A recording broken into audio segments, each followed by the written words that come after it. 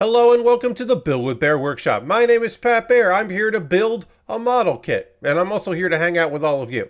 I'm throwing the Bear Cave, the Lego, the site, the tier 2 blue emote in the chat. If you are currently a subscriber, you can reply with those emotes. If you are not yet a subscriber, you can say hi. You can use other people's emotes. If you feel like being a lurker, you can just go ahead and lurk. There's some kind of shadow. Where's a shadow on my face? I don't know what's going on there. Something's weird. But yeah, I hope everyone's doing excellent out there. Maybe it's just a shadow from my light. You know what it probably is? It's probably a shadow. Yeah, it's like right there. Oh, what's going on there? It's probably from the lighting change that I made. Lashbrook is here. Hello, Lashbrook. Yeah, I made a change in my lighting so that my overhead lighting here will be better. And I imagine that's just a glare off my glasses. And it's just weirding me out, but it'll be fine especially once I become smaller and I start going into the corner of the stream, and we're focusing on the overhead. But hopefully, it means that our lighting for the overhead is nice and bright. That's the thing that I care about the most, is that you can see what I'm doing here. I said it before the stream started. I realized once the stream was over that there were two pieces for the chest that I did not include. I did not put those on. So we're going to go back to that step, and I'm going to do the thing that I messed up on because I want to fix that. It should not be hard to do. And it's an oversight that I should not have made. And then we're gonna keep working on model kit. We're gonna talk about things and things. I should mention before we really get started, we are currently at 28 subscribers. The goal is to get to 40. We have not had the subscriber goal for a while because of my birthday streamathon, or the subathon, I should say, aka the Nugathon, the McNugathon. Also, Lord Crashington has been watching a bunch of streams. That's cool. Hello, Lord Crashington. Welcome, welcome. But yeah, I realized that. I haven't had to have it up, but we're currently below 40 subscribers. The goal is to get to 40. If you would like to become a subscriber, that'd be rad. If you want to gift a sub, that would be rad. But yeah, we're currently at 28. The goal is to get back up to 40. We did have a drop off leading into and then during the subathon, which was a month ago. Can you believe it? We're already towards the end of July. Where does the time go? But yeah, the overhead light should be good or decent now. I don't know if it's good, but it's better. And we're gonna snip out the parts that we missed. When I say we, I mean me. Snip out the two parts that I completely skipped over and then didn't notice it by the end of Saturday's stream. I was a little tired on Saturday. I think I am more awake now than I was then. So that will hopefully be good and not lead to any kinds of screw ups. The fact, besides the fact that I don't particularly enjoy the unicorn as a build process, the destroy mode theoretically is a way for me to enjoy it because the parts don't really slide around too much. You do have plenty of the thing that. The reason why I don't love this particular Gundam is because there are so many clear parts underneath other parts. Now, in some cases, those parts, like, you have to maneuver them around, you have to slide things back and forth, and so you've got to like build a piece and then move it around. In this case, it's just layers that are a bit unnecessary, and I don't love the process of doing it. Like now there's that open gap there, which is cool looking, but like over the course of a full build, it can be a little frustrating. I keep saying I had to undo a part that I slid on there that now like I had to slide off, and these were annoying to put on. So now I have to redo it. And that's on me. That's my mistake, but it's still a thing I have to correct. Because it's clear and it's a big clear part, I actually still can't see where the hole is that I need to add these in. So that's fun.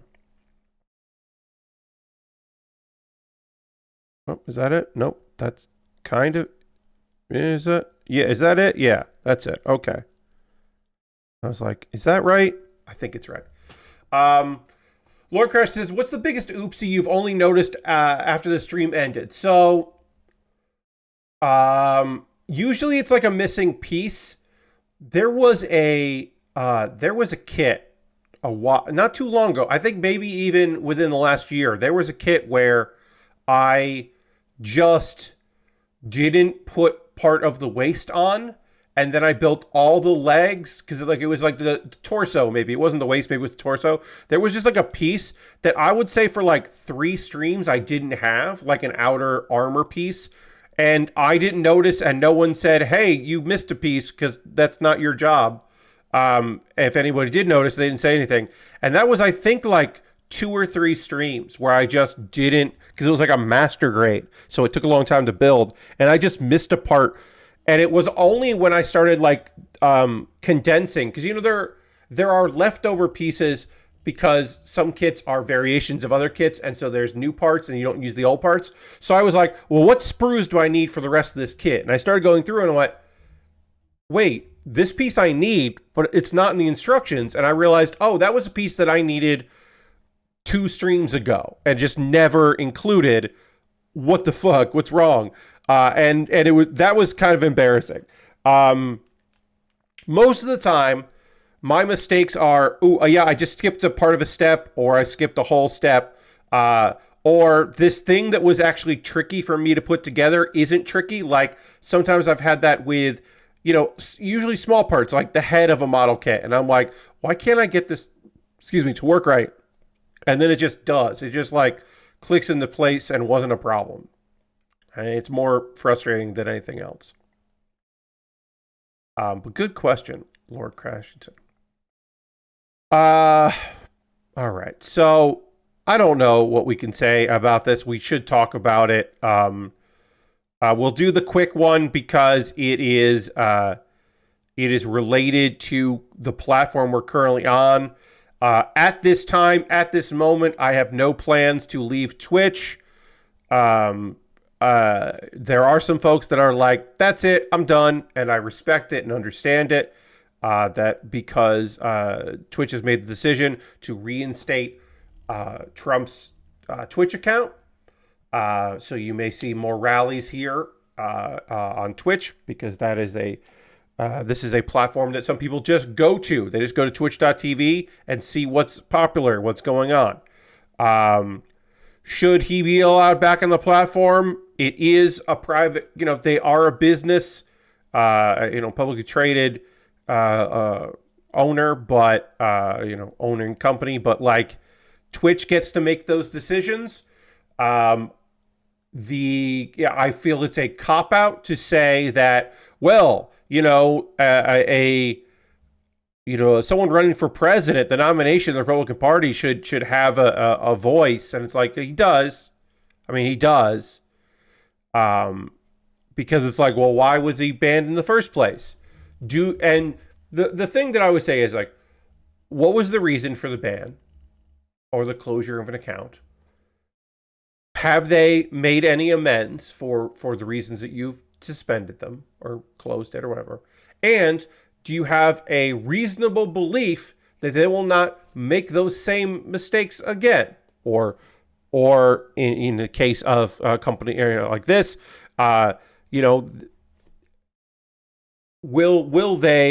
they likely to repeat the same things and cause there to be issues with your terms of service or your agreements or whatever you end up having?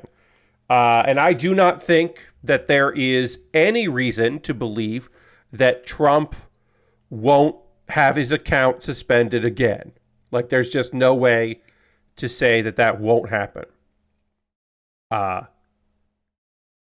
It is a waste of time for him to be on this platform. It is a waste of Twitch's time and energy to be dealing with the inevitable waste pool that is his comments, the chat for that any amount of people will have to spend any amount of time on that is a ridiculous thing. But at the end of the day, it is their choice to make. Twitch can make this choice. I don't agree with it. I think it's foolhardy. The same way that any any site reinstating Instagram, any social media reinstating Donald Trump is laughable. But like, I'm not in charge of that. And you can respond however you feel like responding, right? Like, totally understand if people are just like, I don't think I want to be on here anymore. I get it. I understand it. This does not chase me off of the platform. From the standpoint of I get it and understand it, and from the standpoint of I have to do what's best for me. Now, if the majority of my subscribers were like, hey, we would love to support you somewhere else, and it made sense to go somewhere else, I would certainly consider it.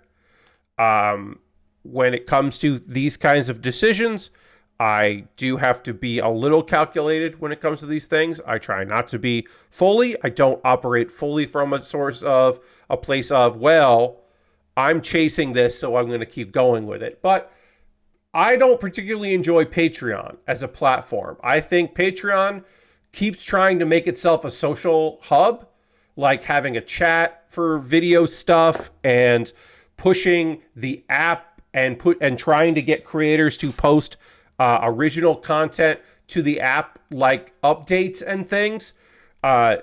They seem completely obsessed with the idea of turning Patreon into a place you just go to check in, not because you are driven by the emails you got of notifications of updates from the people that you are giving money to, but like the idea that you can, if you decide you're not going to support a creator anymore, for whatever reason, you can get free updates and you can send out free updates. And I get reminders that I haven't sent out free posts in a while, and that really can blah, blah, blah. And it's just like all this stuff.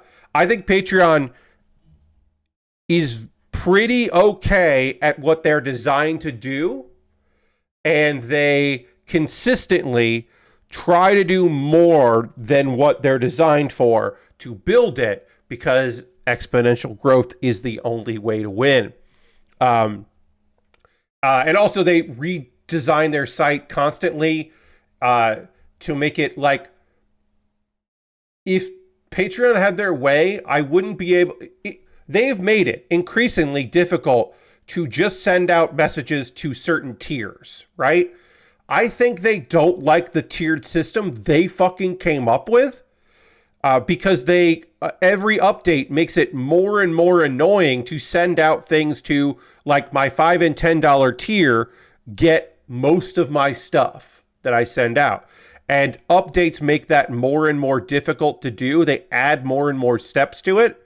Because it feels like, they haven't come out and said it, but it feels like Patreon does not want to want me to be doing that. They just want me to send things out to people constantly.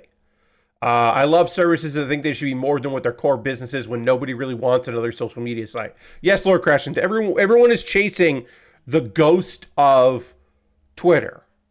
They're like, well, we could be the next Twitter. It's like, no, you're the current Patreon. Just be that. And I'm going through all of this to say, I should make it clear why I'm even talking about this. All of this is to say that, let me see, I'll pop out, do any other A? These are all B. Okay. All of this is to say, I'm on Patreon because the alternatives don't have the audience. Right? Now, if I started having if a lot of people were like, I don't want to keep using Patreon, Pat, this isn't going to work anymore, I'll support you on another site, and I had a drop, I would explore the monthly Ko-Fi thing. I would explore another alternative Patreon. If I heard that friends of mine that are content people that have a bigger audience than me are starting to move to another place, that would make sense for me to at least consider having another place. I would not want to run both at the same time, which I'm sure some people would want to do, because there are people that do multiple. But like, if I thought that I could get everyone on my Patreon to move over to being a member on YouTube, I would revamp my YouTube memberships. I'll tell you right now, I don't have a lot of people on YouTube memberships. It was easy to set up, and it's easy because I only give them one thing currently.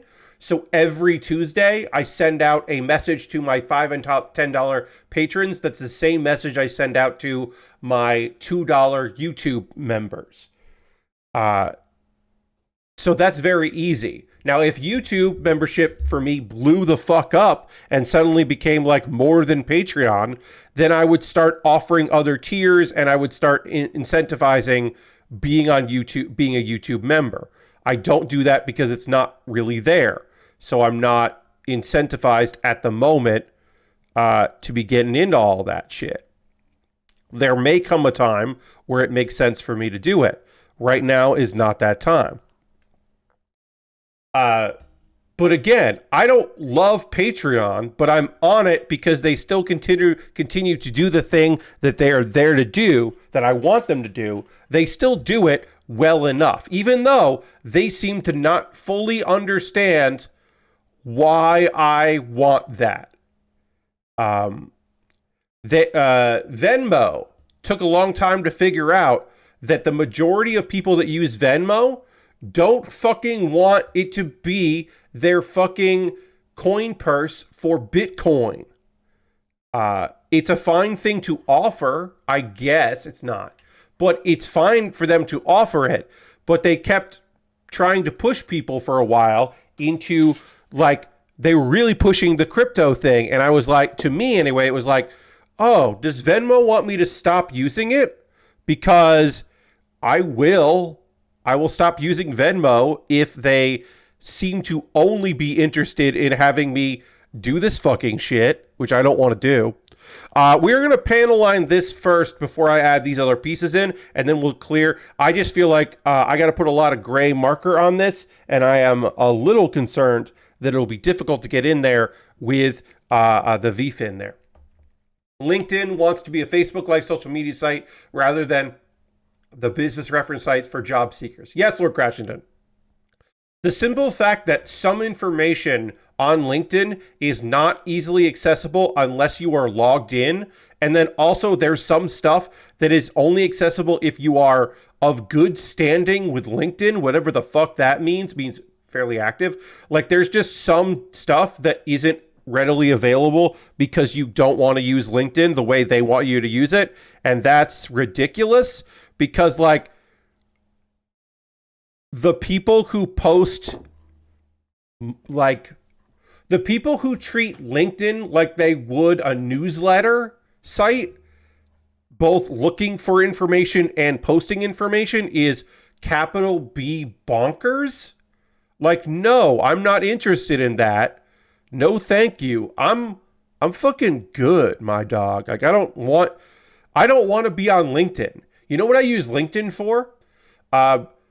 Every month I check out the new crop of jobs that I don't think actually exist because they are always there. And at the very least, these jobs do not want me. And I check out the new spring of those. I keep up to date with people in any industry that I care about. If any of them have moved to a new job, to find out what that new job is.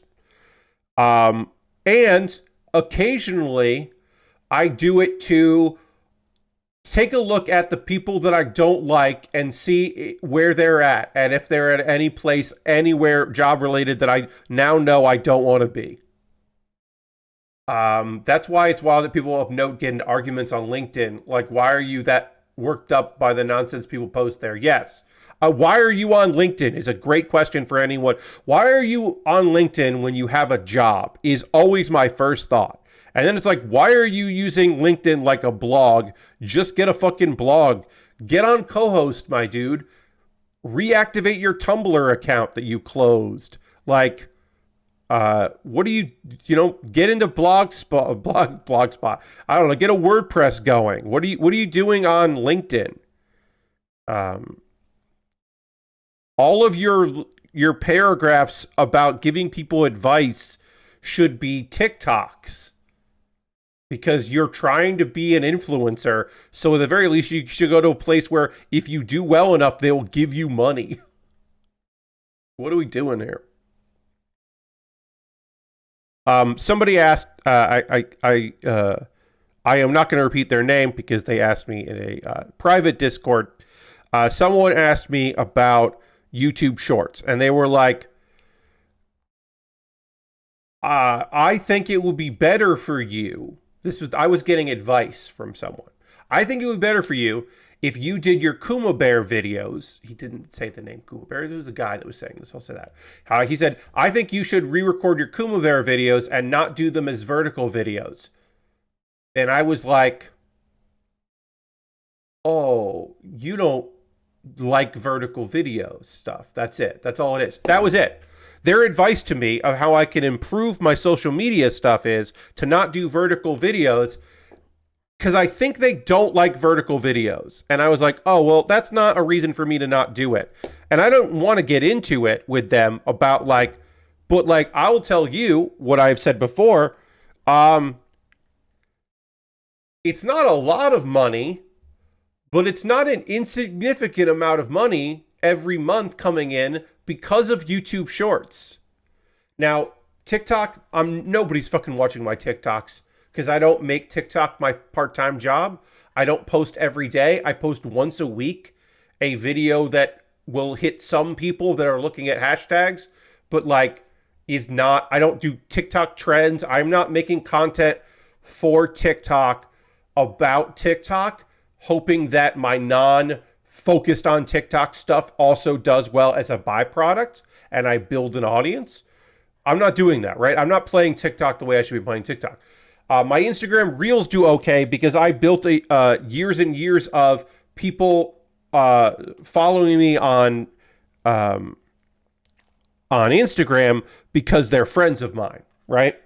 And then I do actually get some people that don't know me that are being served because they watch so much anime content on Instagram that they're getting my anime content, which is great and what I want. And some of those people follow me because they're like, oh, I like this series, which is wild of them. And I love that. YouTube Shorts, the majority of people that are watching my shorts are not my subscribers. And that's awesome because that means I'm reaching people outside of my bubble. The majority of people that watch Pat Bear's Anime Club are my subscribers, and then also people that follow me on Twitter, or at least saw my post on Twitter. Those are the people that are seeing that, which is great. Good. That's fine. My shorts are reaching people who don't know me, which has been a very difficult thing for me to do because I am a mid-40s white guy talking about niche subjects, and I'm not an asshole about it. I am not true to my demographic, my perceived demographic, in that I don't talk bullshit all day long about things I don't like. I am not inventing new things that I don't like constantly. So I am not getting my target audience, which of course is, or my perceived target audience, which would be other white guys of varying ages who are upset about things as well. I don't reach those people because I'm not interested in those people.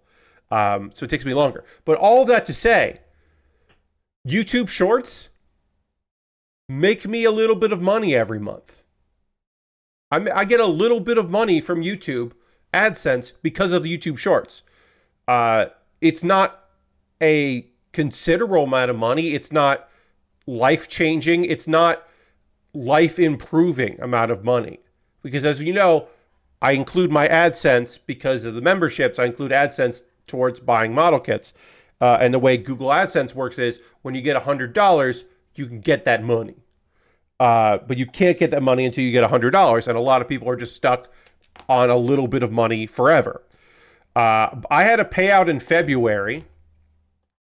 Let me go look at this. I had a payout in February of $103. I currently have an AdSense balance of $13.86. That means since the end of February, so March, April, May, June, and this month doesn't count.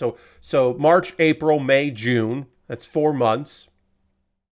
In 4 months, I have made $13 in AdSense. And that's not a lot of money. I understand that's not a lot of money at all. But it's definitely more than I made. The last time I got a payout was, I'll see if I can look this up. I actually can't, let's see. Let's just do payments and let's do all time. Yes, May 21st, 2024, I got was when the payment came in. It took a month to do all that. Oh, that's right. AdSense doesn't show me the old AdSense anymore. Gotta do. That's right. It doesn't fucking do the things I wanted to do anymore. Anyway, I'm doing like double the amount per month now than I was last year and the year before. I don't have to get into it too much. Also, I should say that I don't have any big view things. That my AdSense mostly came from doing a big panel that had a lot of people that the people didn't watch it live, and it had a name in the gaming space, and so people watched the panel archive that I put on my YouTube. That used to be the only thing that made money. And I got a clip from my brother and me that always makes a little bit of money, but that has made less money as they've come a little bit out of the consciousness of the general public. And it's an old clip. If I put up a newer clip that no one else had put up, maybe it would get a little bit of money. But it's an old clip. It makes a little bit of money. But most of the money I make on YouTube used to be just money that I made because I did a improvised post-mortem once a year or 3 times a year or twice a year or whatever. But I would do a post-mortem and it had a name attached to it enough that that name generated some amount of interest from somebody. And because of that interest, I was able to make a couple dollars. Now I'm making a couple dollars every month because I'm uploading videos. And the fact that someone was just like, here's my advice, you shouldn't be on this social network platform. And their reasoning was because it's vertical videos and that's not going to be popular at some point. And I'm like, you just don't like vertical videos. That's it. That's the only reason.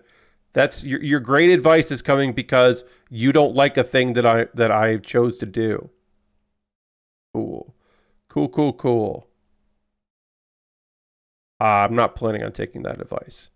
In fact, I actively look for, hey, Vicky, I'm actively looking for more clips to upload outside of the Wednesday. Like, what I need to do is pick a day, right? Because you want Pat to make videos that don't look good on phones. Yes. What I need to do is pick a day that I upload other clips, like clips from streaming. I need to pick a day to do that. That is not just whenever, because that will be better for that kind of thing. Right now, I'm just uploading them when I feel like it, when I find a clip. There's at least one clip I've got to download and put up there that I haven't yet. There was a clip that I thought was pretty good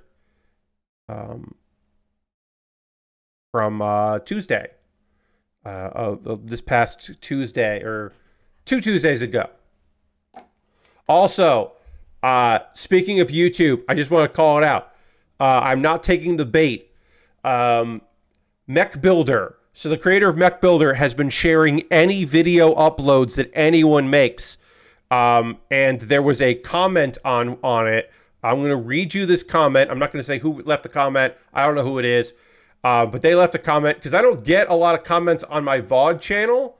That's just not how it works out for me. I just don't get a lot of comments on the VOD channel. That's fine. They don't need to be leaving comments on there. It's just my VODs. But I did get a VOD about that someone left on Mech Builder that said, I don't understand the enjoyment you would get from this quote-unquote game. What would make this fun? Genuine question. I did not reply to this person um, because I don't think it's a genuine question. They add a genuine question, but I legitimately do not believe that that is a genuine question for me. But basically, the idea that they're like, why would anyone like this? Like that's not. I'm never going to engage in that. If this person said, what do you like? You seem to be enjoying yourself.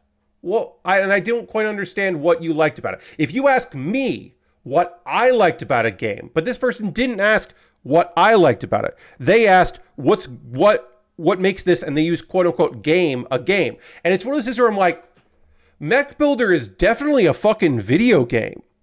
Like you are snipping pieces out and assembling them and making model kits that are at generated best, homages to classic mech stuff. If not blatant copies or ripoffs, or again, we're not getting into the AI generation argument there or accusation there, but like, what? It's fun. It's very clearly fun. There are so many games out there that are like idle stuff that like I don't get clickers. I don't get clickers. It's not something I've ever been interested in. I don't quite get it. I don't know why people like clickers. I just never have understood it. But because it doesn't feel like much of a game to me, and the idea is that eventually you want to get so good at that clicker by playing it for long enough that you automate a lot of the clicking. And I'm like, I don't fucking get it. I'll never get it. But that's still a fucking video game. I still think those games are games, even if I don't quite understand it. But the idea is just like, it's just the primal version of number go up. Yeah, Lashbrook. I mean, like I said, I understand how to work it, but I don't understand the enjoyment out of it. And that's because I don't find enjoyment in it, right? But that's not me saying, well, like, what's fun about clickers? I'm like, whatever. It's not fun for me. Other people like it. That's rad. Have fucking fun with it. But I'm not here saying, explain to me why anyone would like this, because I'm not a fucking idiot or a monster. I'm going to let people like what they like. Some of us just think about numbers and math when nothing else is going on in our heads, is Lord Question. Yeah, sure. But like I said, again, I don't need you to convince me to play a clicker game or an idle game. I don't need you to do that for me. I don't want to play them. Someday there may be one that I go, oh, that's kind of cool. Like I like the plastic ducks, the plastic duck simulator things. I like those. Those are fun. Those are nonsense. Those are generally just ducks, rubber ducks, and then occasionally some of the rubber ducks do stuff, and occasionally the environment is weird and allows for fun, weird shit. But I think that's like fun, and I like it, but I wouldn't say like, I wouldn't waste my time trying to explain to you why you might like it. I can, however, talk about why I'm enjoying a thing, and I have no problem in, enjoying a thing like that and explaining myself that way. But yeah, I didn't answer that comment because I don't think this person actually wants me to know. They could have just said, I don't like this video game, and that would have been fine. Like, I don't think this is a game. My general answer would be, Pat, why do you enjoy Mech Builder? And my answer would be, for that is, well, I think it's creative. I love the application of moving a real world thing into a digital space and doing it well. I like that one person made it. That is fun for me. It is a hobby that I enjoy, and you can't. Oh, here you go. Here you go. This is my easy answer. Pat, why do you enjoy Mech Builder like you do? Because it's nice making something that you can't fuck up. And if you do mess up the paint and you can't get the paint right, you just restart the build. You can't snip a part wrong. You can't fuck up a snip. You can't break the thing by putting too much pressure on it. It's the hobby that I really enjoy, that I have built part of my livelihood around without a fail state. That's awesome. I like that. That's very cool, and I'm like super into that. So that's my answer. If someone in good faith asked me, why do you like Mech Builder? That's what I would say. That it is building model kits without a fail state, and that's the thing that there are a couple things about what I do here that I worry about. I worry about continuing to keep my audience and having you enjoy what I do here, even if sometimes we talk about stuff that like you aren't into, but you're still having a good time. I worry about keeping the numbers up, and if like what are things I can do to encourage people to come by and see what I do here. How do I grow what I do here? How do I keep enjoying what I do with this? Those kinds of things I think about. On that list of things that I think about also includes, oh God, what if I fuck this up? Can I fix this mistake? Oh shit, is this a terrible mistake? And that's like, oh, I forgot to put this part on here on Saturday. Okay, that's an easy fix. But like, oh, I just clipped through the antenna of this kit. I don't think I can fix that. Lord Crashmoon wants me to hit the dance button. I will hit the dance button in just a second. I'm going to hit the dance button. Thank you for using your channel points for this. Yeah. Put on these clear pieces. Bow, bow. When I build these clear pieces, I have to panel line underneath it. And I have to remember that as well when I do the other arm here, the shoulder. You will not probably see it, but once I put these on, I can't panel line there at that point. So I've got to do it when I can do it. Thank you for using your channel points for the dance button. I hit the dance button. And then I got to get this piece. There it is. That's connected. Okay, that looks all right. Great. Great, great. And then we'll, of course, panel line it once it's done. But all right, so then we take this. Then we're going to look on this side. We're going to build. And we'd have to build this again on the other one. But, you know, we can look at here and do this. And then I need C13 and D3. But let me get C13 out first. And then we'll do this, but we'll just do it again. But yeah, I think about a lot of nonsense things when I'm getting ready to build. I have to do C4. I missed C4. That's on the other side. See, there was a mistake that I almost made. I didn't notice it that I needed to put that piece on, but of course I have to put that piece on. But yeah, I do think about a lot of stuff when it comes to this. I'll say this. It may not seem like it, but I do a lot of prep. I do have OBS open during the day. I am checking in with stuff. My overhead camera, I make sure I don't just like, oh, well, it's time to stream, time to press a couple buttons. Like I have I use iTunes for the music here just because iTunes is on this computer. I could use a different MP3 player, but I use iTunes, whatever. I have it and I use it. But I'll make sure that that's up, that my playlist is ready, that I know what song I want to play at the start. I have my Twitter post, and then I have like the 3 Twitter posts through the day. But then also the one that goes out at 3 p.m. goes out to other social media sites because I only do that once a day. When those audiences if and when those audiences get bigger, then I will post more throughout the day. But right now it makes sense to just do it once. So I just do it once. But like, yeah, I think about all that stuff. I make sure all this is going good. I try to collect stuff to talk about, or at least ideas of things to talk about. I try to do that every day. I also watch two anime or 1 to 2 anime episodes per stream and write notes. And my notes are annoyingly comprehensive because I don't know how to summarize better than I do now. The notes I have for anime episodes.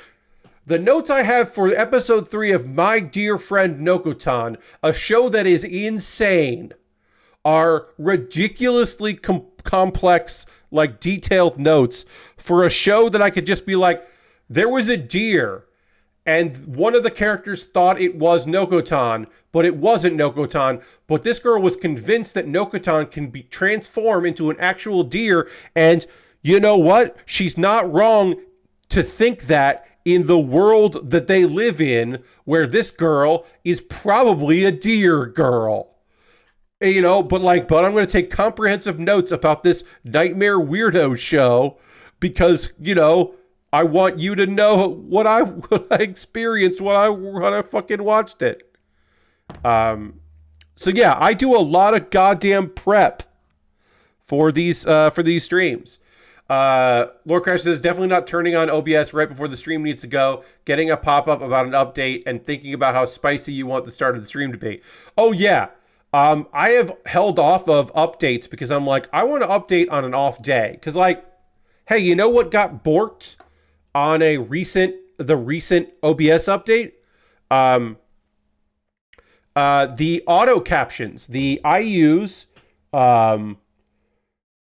cloud closed captions. Cloud closed captions means that if you press the captions button, the CC button or Command C on Twitch, captions will appear. They are not hard baked in. I am doing it through OBS, and it is being greeted by Twitch, and you can use them if you want to, and if you don't want to, you don't have to use them. Because some people are like, it takes up a lot of screen real estate, Pat. I don't enjoy it. I would prefer you didn't have them. And other people are like, that's an option that you have, and I'm very happy that you have that. So it benefits some people without being obtrusive for other people. The latest update borked it, and you had to download a new... the latest OBS update borked it, and you had to download a new version of it for it to work. But they didn't tell you that, so there were some people that went live with the update that didn't download the plugin update or re-download the plugin, and there was part of their audience that was bummed out. That didn't happen to me because I pay attention to that kind of stuff. But yeah, mostly it's just that I want to go above and beyond and do my best to accommodate as many people as possible, to make the folks that are I'm blessed enough that have people that are watching what I do and hanging out. I'm very happy for those people. I want those people to feel safe and secure and happy while I'm here. I would love for new people to find out what I do and decide they're going to stick around. Folks that are watching this stream for the first time because you're checking out the Makers and Crafting tab and you saw, oh, the Unicorn Gundam. Oh, the Destroy mode. Cool. I'll check that out. And are like, oh, this guy just fucking keeps talking throughout the stream. And if you like it, hang out. If you don't, that's a bummer, but okay. Not going to make you. We don't chase around here. If you don't want to hang out on Tuesdays because you don't like my Tuesday streams, or you really enjoy the Tuesday streams, I had a comment on today's Pat Bear's Anime Club that went up saying that they appreciate my anime videos because they're trying to get back into anime after years of not watching, and there's just so much out there, and they haven't really vibed with other creators. And that makes me very happy that anyone would look at my content and go, this is the vibe I want. Because, I don't want to say that.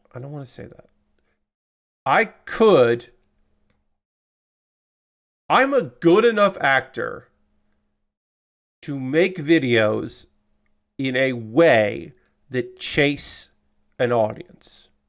I have the capacity. I have the capacity to make, especially because the Pat Bear's Anime Club comes out every other Monday. So I have 2 weeks and I could delay their releases, and I could put a lot of time, energy, and effort into doing the only voiceover. You maybe see me at the top, you don't see me throughout, and just a lot of clips of content about what I'm talking about, and do all of that, and then don't have audio, and then like mirror some stuff, and then put it up before it needs to go live so that I can find out who's blocking it, and I can try to fight that, and affect a British accent. Sure, I could do that. I could really do that if I wanted to. Um, but that on that end or on the streaming end, I could definitely give it a shot to try to fucking fuck around and chase. But I'm not interested in doing that. I'll say this. I could do that on YouTube. I don't think I could do it on Twitch. I'm a decent enough actor for YouTube. I'm not a good enough actor for Twitch because it is all the time. I would have to play a character. Like, I don't have a VTube account. If I had a VTube account, you, the person that's watching this video, wouldn't know about it. Because I would be doing a character and I would be trying to blow up as a VTuber. So I would be doing the stuff. No, I don't need a wig, shitty glasses, and attitude. No, I don't need any of that. But like, approaching it as a character is how I would do the shit that I don't want to do. That's how I would get around the fact that I am not built for that, all of that bullshit. I'm not designed for it, and I'm not good at lying. I have said this before, and I will say it again.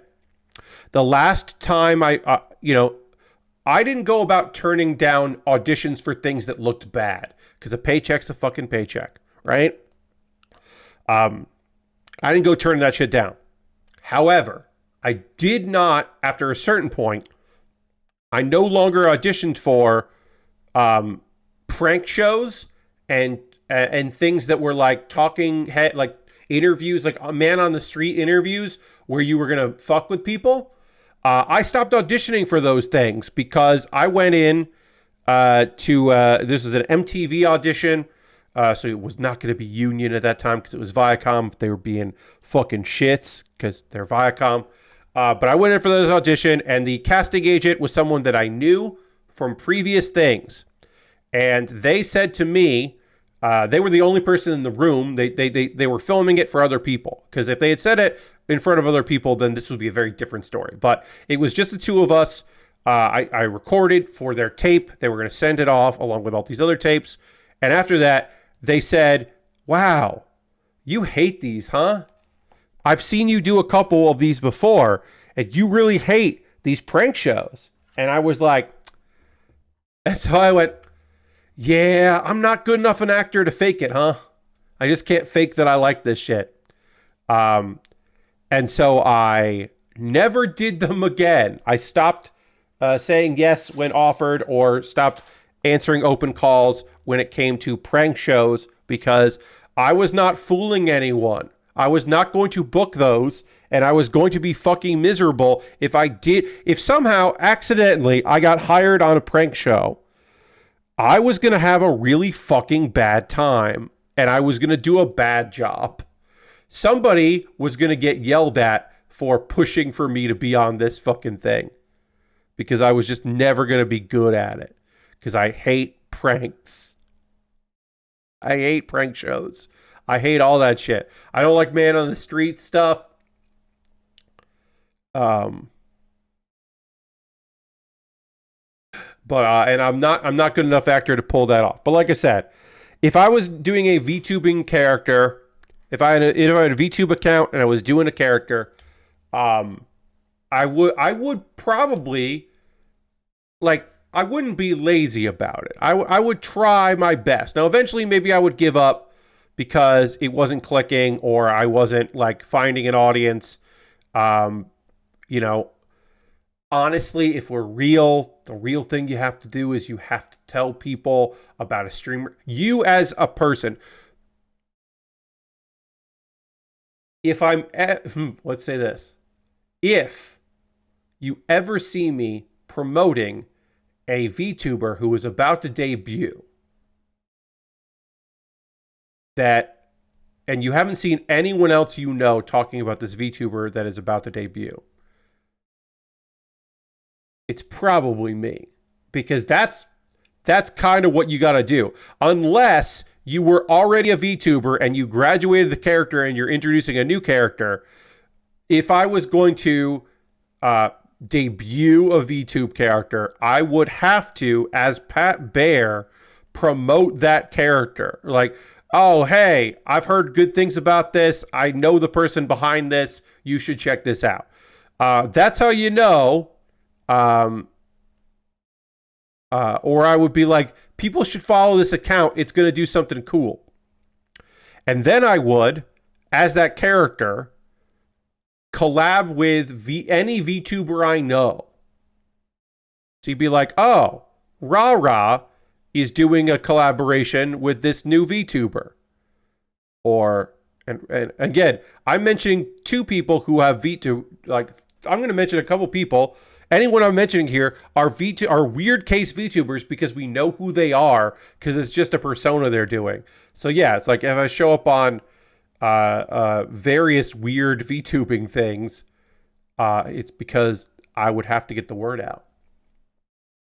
I've seen whatever the hot show is these days a couple times and it's all right, but they're just doing weird, tell the guy to say something weird while acting like you're a legit worker at this place. Prank stuff that's more annoying than funny. Yeah.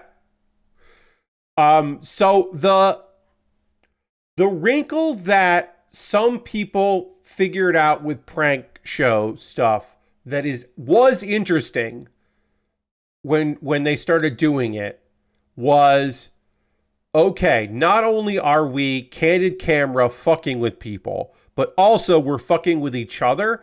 It is the kind of pulling it a little more jackass with it, in that you're also fucking with your friends. So like, not only are you being weird to get a reaction out of someone to then laugh about that reaction, you are also messing with your fellow cast members by putting them in weird situations and making them say weird things. And that is a twist that now a bunch of people are doing, but at the time did feel different. Did feel interesting. Like, it was a little, Boiling Point was a little bit about that. Boiling Point was a show that is probably most famous for a pre-Gaga, Lady Gaga, NYU student Lady Gaga, was a quote-unquote victim, where like, if you messed with people long enough and they hit a threshold, you would then hand them money because you wanted to make them freak out. But to do that, the person who was doing the thing had producers in their ear telling them what to say, but they were in on it, so they weren't really fucking with each other. And it's an extension off Boiling Points a bit. If you're wondering, hey Pat, do you know anyone who was on that show that had a gun pulled on them? No, I don't know that.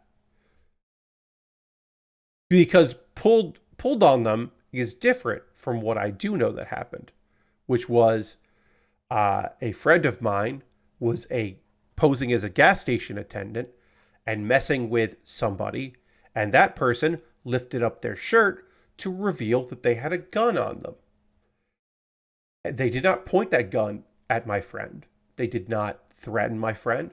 They merely informed my friend, hey, I don't know what the fuck you think you're doing, but you should fucking stop that. You should correct your behavior. And my friend then said, hey, so sorry about that. I'm on a prank show. You just won $100. And guess what? That person that flashed did not want to sign a release. That clip did not air on Boiling Points. Or Boiling Points or Boiling Point, I can't remember which one. That did not air. And apparently, according to my friend, again, this is all according to my friend, the producer tried to push it before my friend made the executive decision, I'm going to give this man $100 right now. They were trying to say, like, giving him things to do. And my friend was like, yeah, no, I'm not going to get shot for an MTV prank show. I auditioned for Boiling Points. Did not get a call back for that audition. As I said, that was a period of my life where I was auditioning for things that I would not want to have done, because you can't really turn down auditions when you are trying to make it. That's why I liked Punk back in the day, because it was just celebrities as the victims, but even then that got old after a while. Yes, Punk'd at least was that. And then, of course, I mention this all the time, but Best Day Ever, the show that they aired a pilot of that was revamped, that was basically the positive prank show where if you kept doing, if you would be the person who was being pranked, you would be presented with weird things. And if you did the weird things well, if you were a nice enough person while presented with helping people, and you did the thing, by the end of the day, you would have a dream of yours fulfilled. You would have the best day ever by the end of the day. The pilot episode, the person was helping a bunch of people, and by the end of the day, they were front row and then on stage by the end of it with They Might Be Giants. That was their best day ever thing, and that was something they wanted. They got to hang out and meet They Might Be Giants. They shot this pilot. It was for the CW.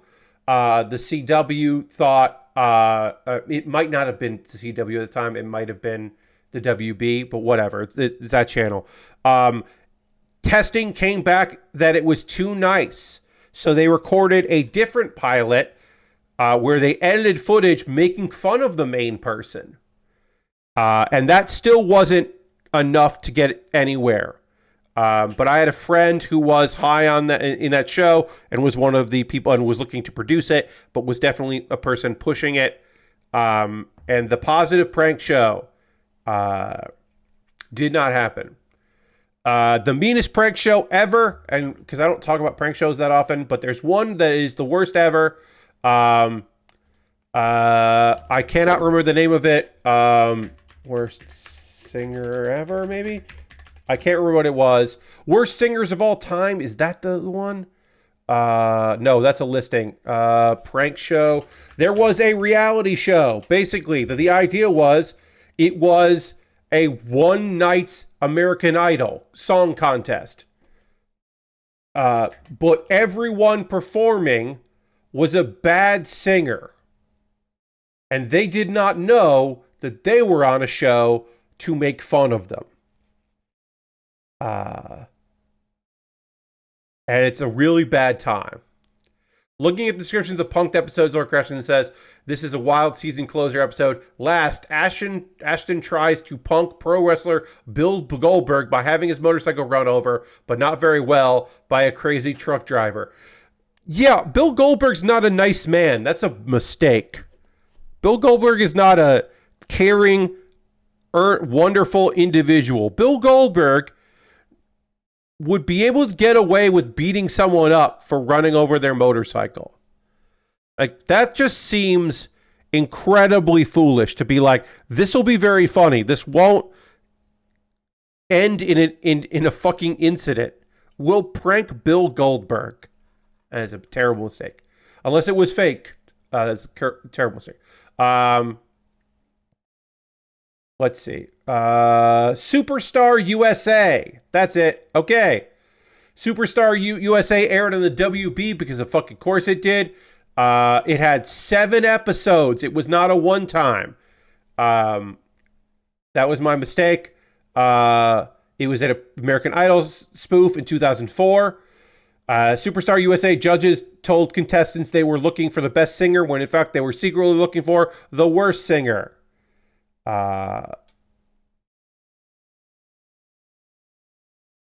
And the worst of all of it, the worst part of this was that one of the judges was Tone Loc. Tone Loc was one of the judges. And that makes me sad. Vitamin C? Sure. Christopher Briggs, a producer that I've never fucking heard of that doesn't have a Wikipedia page. Or he does have Wikipedia. My apologies. He does. He was also a producer on the show. Hosted by Brian McFadden? Sure. E2? Tone Loc? You're out here making dreams not come true? A paycheck's a paycheck, Tone Loc, but that's... I expected better of you. I need number 9, and I'll tell you what, folks, I mentioned this already, but I'll repeat it. Finding clear pieces, reading the numbers on these clear pieces, the clear sprue is very difficult for me, mainly because of the way I have the lighting here. I'm looking at what they're supposed to look like, but I need E14. There they are. Couldn't find them. Lord Crafton reading me another punked description. Wrestler Steve Stone Cold Austin's reputation as a defender of the common man is tested when his parking valet Jordan is fired for allegedly losing the cell phone in Stone's car, even after it's found. Stone? They wrote Stone instead of Steve? No, are you write Stone Cold or write Steve? Don't write Stone. First off. Secondly, he's not a defender of the common man. Stone Cold Steve Austin hated the people he hated, but the people he hated were people in power, so he liked it. Stone Cold Steve Austin was not the defender of the common man. Stone Cold Steve Austin is a reported, a no contest, a plea bargain, a no longer pressing charges domestic abuser. He's not a defender of the common man. Get out of here. Wrestler Triple H is staged to knock a door against a bride's instantly bleeding nose. The photographer refuses to be paid without working. The couple cancels the wedding. Sure. I think the idea that Hunter Hearst Helmsley would have any sympathy for anyone at any time in his life is hilarious to me. That you're like, oh, well, Hunter... Well, what's Hunter going to do with all this? It's like, I don't know. Not give a shit. Maybe be confused. Maybe feel bad. I'll say this. Paul Levesque would definitely feel bad about busting someone's fucking nose. Yes, I think Paul Levesque would feel bad about that. But as far as like people wanting to get paid and like all of the hullabaloo, I don't think there was a second thing. I don't think Paul Levesque's sticking around. Like Paul Levesque is saying, here's a number, call this number, they'll take care of it. And he's calling his like personal fucking attorney to like give this person a bunch of money to shut the fuck up. And to hope that this woman doesn't know who Paul Levesque is. But there's no part of me that believes that fucking Paul Triple H Levesque is going to be like, oh, well, people got to get paid, or I'll figure this out, or I'll help. No, there's no fucking way that Paul Levesque gives a shit about any of that. Yes. Beyond the fact that I understand, yes, and of course his character, one of his most famous things of his character does is have a shotgun wedding with a drive-through wedding with a woman who is reportedly unconscious. But then again, they staged it. She was not unconscious. They weren't really married, but then they did get married, and in real life they're married because wrestling is ridiculous in so many different ways. Anyway, I'm not going to get into more that, but it's funny. Anyway, you can find the 7 episodes of Superstar USA at some point. It's a nightmare. It's one of the worst things that ever existed. Nobody who was on there did anything after the fact. It sucks. It should not have gotten it. It's one of the worst things ever. Oh, really sucks. And again, I'm thoroughly disappointed in Tone Loc for his involvement in such a cruel, cruel thing as a reality show about singers who think they're on a American Idol type show, but instead they are just there to be humiliated, and not just the like one bad singer, 2 or 3 bad singers in the audition process of American Idol where they're like, oh, look at this person, which is also fucking mean to do. Anyway, now is the part of the stream where I'm going to talk to you about ways you can support the channel. I do have this line. See, when I turn to look at it, I can't see it. But there is a shadow here of my glasses because of the new lighting setup, which means this new lighting setup is not good enough, because I do have a weird thing where it's hitting me in a way that is causing a shadow on my face. And yes, Lord Crash, it almost looks like a black eye. So like, that's not good. I need to figure that out. So that was not apparent to me when I was testing this, but tomorrow's stream won't have that, and Thursday's stream won't have that, certainly. Tomorrow's stream is WW2K24. We're going to look at the Post Malone DLC. Post Malone and Friends was the most recent DLC for WW2K24. We're going to take a look at that. Come by tomorrow, 9 p.m. Eastern. I've got some creator wrestlers. I've got those wrestlers. A bunch of title opportunities. It'll be silly. I got some good, awful looking creator wrestlers for you to enjoy. I got a couple new Nightmare characters, and then also like one good Joshi wrestler, because I want to include one good one. But yeah, it'll be a fun time. And yes, once again, we're gonna look at all of the DLC characters that came through, the wide variety of those. Jimmy Hart will be a manager for Post Malone, which is a funny thing for me to say, and that's true. They did such a good job on Post Malone's many tattoos. It's fucking annoying how good a job they did on it. Anyway, now it's the part of the stream where I'm going to talk to you about ways you can support the channel. Everything I'm about to tell you is optional. You don't have to do any of these things. If you would like to, I would love it. First and foremost, if you're currently a subscriber to the Kuma Baer Workshop, you can throw the Barricade leg of the site, the tier 2 blue emote in the chat. We are currently at 28 subscribers. The goal is to get to 40. If you would like to become a subscriber, now is a great time to do that. You could also gift a sub like John did. You could join the gift sub leaderboard.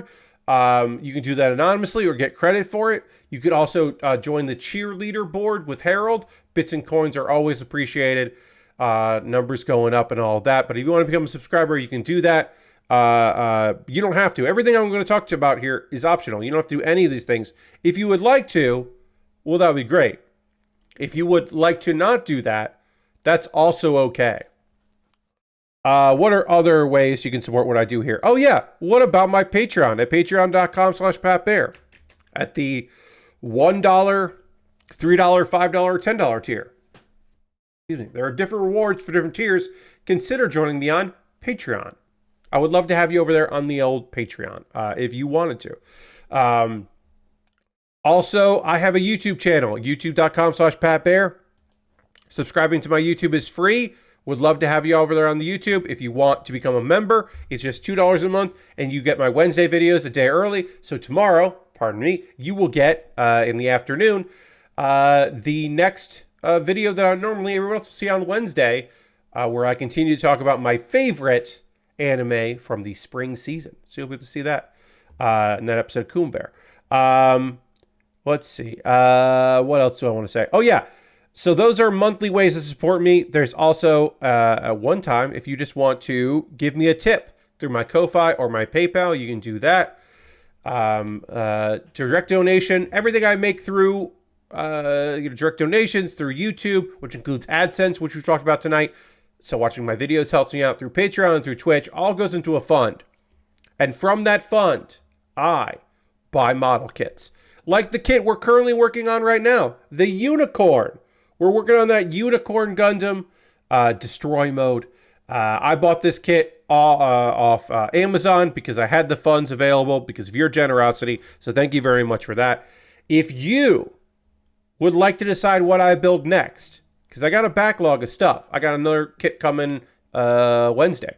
If you want to decide what I build and have a say in that, well, you could always just buy something off my Amazon wish list, and then it'll come to me in the mail. I'll make a dedicated YouTube video about the thing you purchased, and it'll jump the queue, and it'll become the next thing I build, because that is the least I could do would be to pick up something build it as soon as possible because you were nice enough to pick it up for me. I've got Lego sets and model kits. I have inexpensive kits. I have expensive kits. Stuff that has free shipping, stuff that doesn't have free shipping that you know pay extra for. A bunch of different things. Some things are on sale right now. Some Lego stuff is discounted. See if there's anything there you'd like to see me build. I recently added some new stuff. I added some older model kits. I don't think I've built a lot of Zaku 2s. I've built a couple Zaku 1s. I have included on this list the Zaku 3 from Z Gundam. I don't think I've ever built a Zaku 3. So I put that, I just added that. I would love to build a Zaku 3. That would be very fun. But yeah, I got a bunch of stuff in here. And again, I added some new stuff into the mix. See if there's something there you'd like to see me put together. Oh, I should say, a fairly reasonably priced high grade was added to the list recently. It's right now just $17. It is the Sword Impulse Gundam. I've never built the Sword Impulse from Seed Destiny, and that's a good price for a high grade. $17, even for a small high grade. That's still a very good deal. So I put that in there. That's recently updated. Again, I try to update stuff pretty regularly. So I put that in there. See if there's something like there you'd like to see me build. And yeah, like I said, it'll jump the queue, become the next thing I put together. Least I could do. I have an alternative to that. I have my Throne wish list. If you want to buy something on Throne because you don't want to use Amazon, that's a wish list you could take a look at. And of course, the most convoluted way to support me, going to USA Gundam Store. You go to USA Gundam Store, you buy a gift card there. They send you a code in your email with a gift card code. Then you send me a whisper on Twitch or a DM on Twitter or Blue Sky or Mastodon with that gift card code, and I will use that gift card code to buy something from USA Gundam Store. You can make a recommendation or just say, hey, you should buy something from USA Gundam Store. And you could do that if you wanted to. You don't have to, but you could. All those things are optional, of course. If you want to spend $0 but still support me, join my Discord. I post build photos at the end of every stream. People with stuff they're working on. My Discord is nice, and we would love to have you over there. What else? A couple video links. I mentioned earlier, I put up a new episode of Pat Baer's Anime Club. This video, I should have been doing this for years. It's my middle of the year favorite shows of 2024. It is my favorite shows of 2024 so far. I picked out 10 shows from the first 2 seasons this year that I really like. Will all of them be in my top 10 by the end of the year? No. Will some of them? Probably. Will any show be better than Frieren? To me, your friend Pat. I don't think so, but maybe. But yeah, I just talk about 10 shows. At the very least, it is 10 shows. And honestly, I talk about 11 shows. Because I talk about Whisper Me a Love Song, which can't be on my list because episodes 11 and 12 haven't come out yet. If 11 and 12 come out, then Whisper Me a Love Song will probably end up in my top 10 because I really liked it. But yeah, you can see the shows I liked, some of which I talk about weekly here, some of which I didn't really talk about too much because, like, I'm not covering the the first half of season 3 of That Time I Got Reincarnated as a Slime. It's real good. And the second half is happening right now. And it's real good. And both parts of the season are good for if you like the action or if you like the silliness of the show. It's got both of that. But I talked about it in the video, so watch that video. And then Kuma Baer. Hey, this Kuma Baer is about one of the shows I mentioned in my Pet Bear's Anime Club. It is me in under a minute trying to sell you on Delicious in Dungeon, aka Dungeon Meshi, a show that I think is fucking really good, and maybe you will as well. I kind of talk a little bit how it took me a bit to get into it. It is not necessarily, again, it's a minute-long video, so it is not a deep dive. But it is me looking at that and like talking to you about like, hey, this is a little bit of an overview of it. The animated GIF I used for it is like so silly because it's like a very short little GIF and it's very cozy because I wanted to go that way. But I do stress in the video that the anime itself should not be considered cozy. And also I can report that Delicious in Dungeon, Dungeon Meshi, after about a week of being up, because of course it went up on Wednesday, and now today is Monday. My numbers are back for views. Around the 500, between 400 and 500 views is about the reach I have of those shorts. The previous one, after 2 weeks, Kaiju number 8, has 97 views, which is not my worst performing, but is one of my worst performing. What's the worst performing one, Pat? It's Inuyasha. Nobody wanted to hear me talk about Inuyasha. I don't know why, but nobody wanted to hear me recommend Inuyasha, which is a shame. That got so few views. If I was chasing things, I would delete that video, and then I would upload it again and try like a different time or like a different title or anything like that. But since I'm not chasing, I won't do that because that's not me. That's not my vibe. That's not my style. Anyway, that's all the anime recommendation stuff there to talk about. Now it's time to talk about 2 anime episodes of things that I did watch and that I want to chat with you about. So we'll talk about that. Now, I do need to drink some water. We need to go to the overhead camera so we can get back to working again. So we will do that. And we'll do that dramatically right now.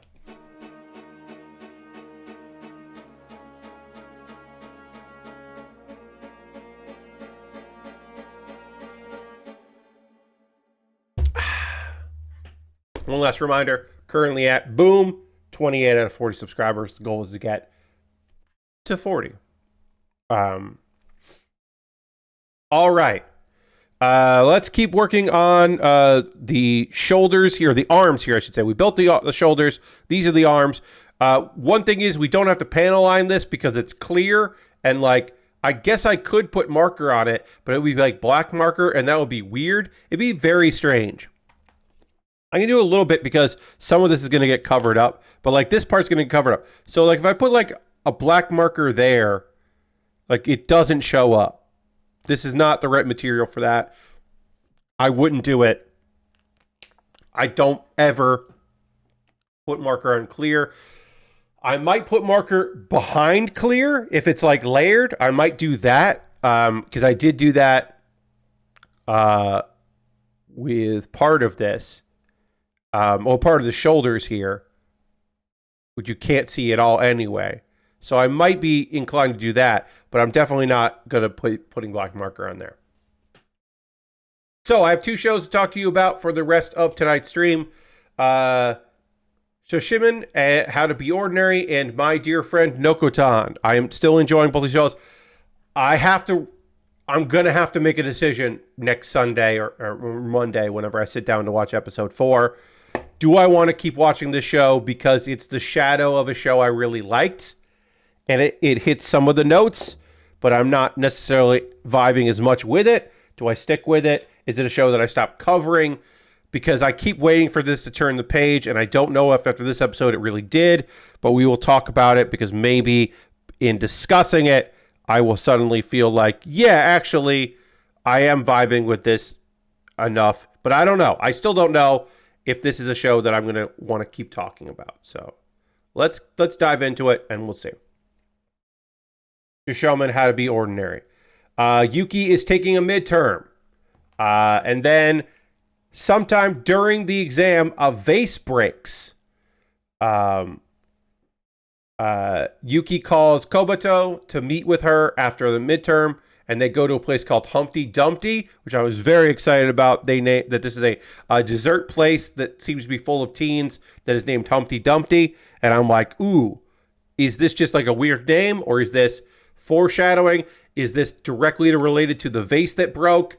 We're getting a little bit of that. Ooh, I don't know. It gets my like, ooh, is this going to be is this the mystery of the season? Are we hitting in episode 3 the actual mystery outside of who the fuck stole my bike? Anyway, they talk about the vase. Yuki says that it was a chore to have to clean it up. And she's like, hey, I was like looking for you and I tried texting you, and he's just like, oh yeah. Yeah, I didn't get your messages because my phone was in my locker. I didn't have my phone on me, so I couldn't check the messages, which is like, okay. And again, right now I'm like, all right, well, where are we going with this? Um, uh, so, oh yeah, okay. Komoto goes to his locker and sees all the messages that Yuki sent him and feels bad about it. And then he goes to the classroom. Now, reminder from episode 2, he decided after the weirdness of episode 2, he was going to lay off being a detective because their goal is to just be like background characters and live an ordinary life. We don't know why they made that decision, but they've made that decision together. So, but he's still going to see what's going on. He goes back to Humpty Dumpty. And weirdly enough, in Humpty Dumpty, another vase gets dropped. And Komoto is just like, yeah, I mean, it's natural for people to be cautious when that happens. To not like, and then it happens again.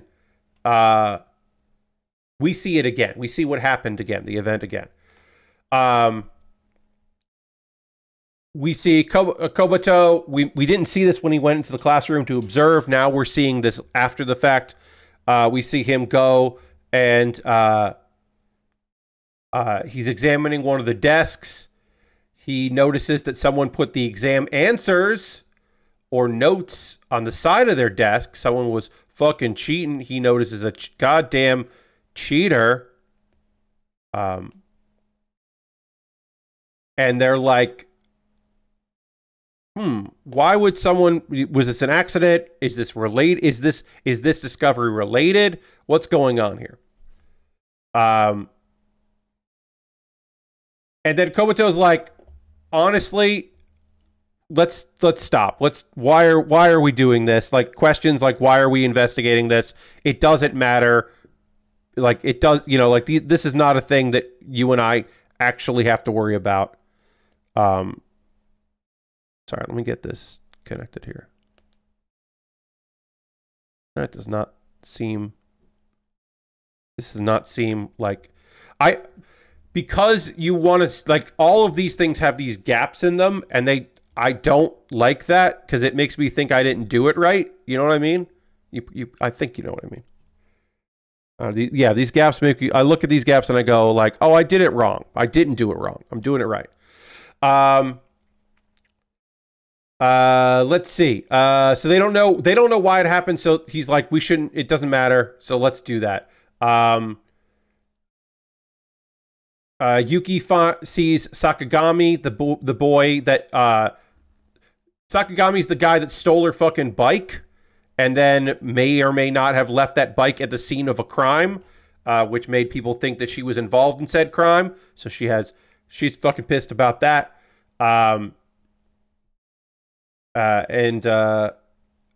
They chase after him, but he loses them. They lose him. They cannot find him.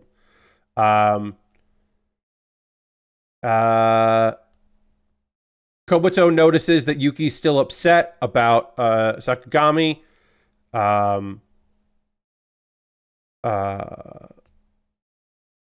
Later, they go for a stroll. And let's see.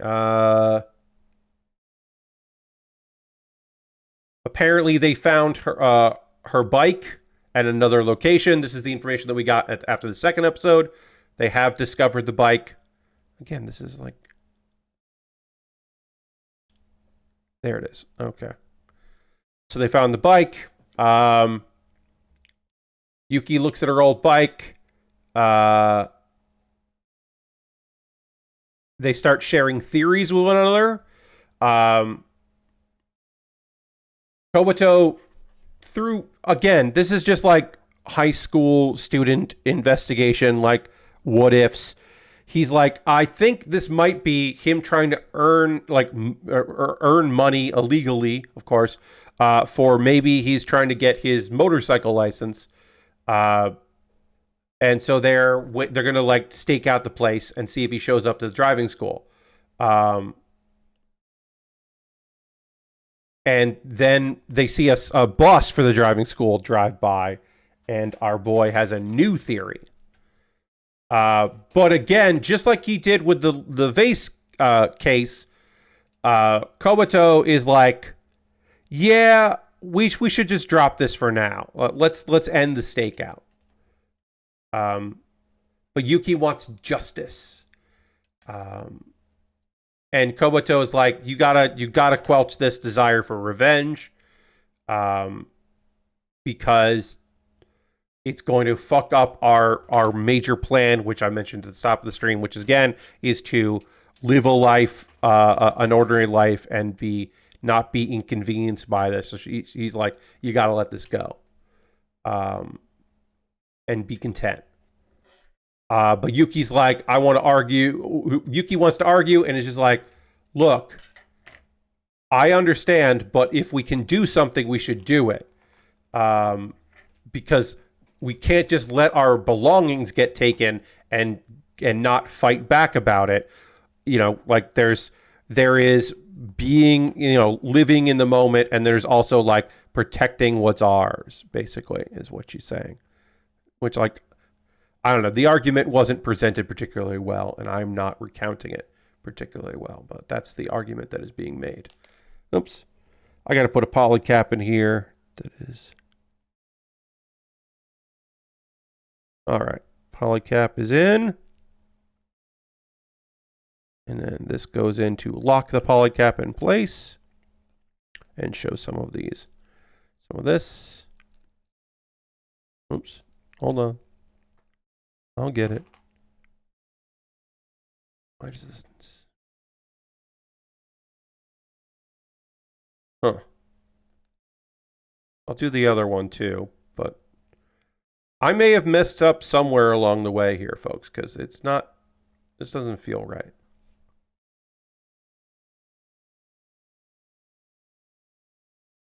Yeah, this doesn't feel right, and then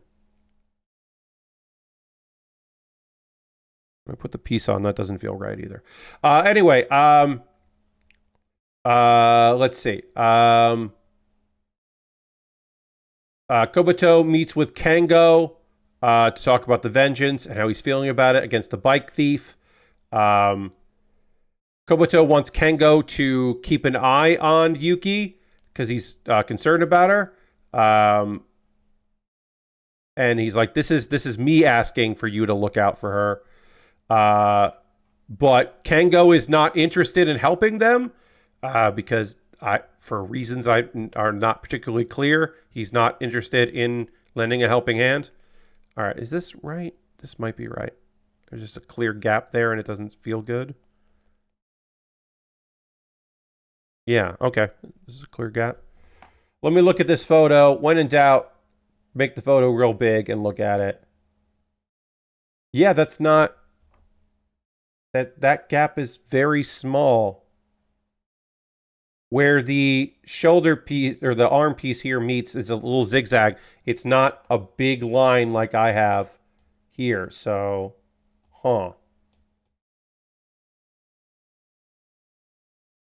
When I compare these, yeah, this should be sliding in way higher, and it's not, and I don't know why. But I have done something wrong with this. Don't know what I've done wrong, but I have. I can tell you that. At the very least, I can tell you that I am putting these together incorrectly. Well, this I know is wrong because I did it wrong there. But yeah, I am doing something here wrong because there should be a very small amount of this showing, and there is a lot more. Kind of just playing around with it a little bit here. But yeah, this should, I think, and again, one of the problems is this is a huge piece that's all clear, so it's a little hard for me to say. Let me shrink this down again before I get to the end of this episode. Anyway, Kobato pleads with Kango to help him out, but Kobato doesn't want to help at all. Nobody wants to help. And Kango's like, no, I don't want to help. So it's just like, I don't want to be in this situation. Great. I don't want to be in this situation. And I also don't want her to be in this situation. Uh, and then also, hey, episode 3, Kengo's like, I also don't want to be your friend anymore. Uh, and so Kobuto is like, all right, well, I'll make a bet with you. Um, and yeah, it's weird. Uh, because like Yuki's like, oh, I'll make a bet with you, and uh, I am going to prove that Yuki's life is in danger. And so Kobuto calls Yuki and like can't get her on the phone. And then he's gonna share his theories. Um,